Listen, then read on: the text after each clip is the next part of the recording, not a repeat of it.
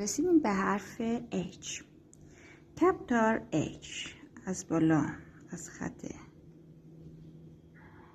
بالا شروع میکنیم به سمت پایین به این صورت و اینجا بهش یک کلاه میدیم و برمیگردیم خط بعدی، خط اوریب بعدی، اینو دقیقا برعکسش میایم و یک آ وسطش مثل آی کلاهدار وسطش ایجاد میکنیم. خیلی آسونه. یک بار دیگه دقت کنید، اینا برعکس میایم و این حالت آی کلاهدارم وسطش ایجاد میکنیم. حالا میریم به اسمال H.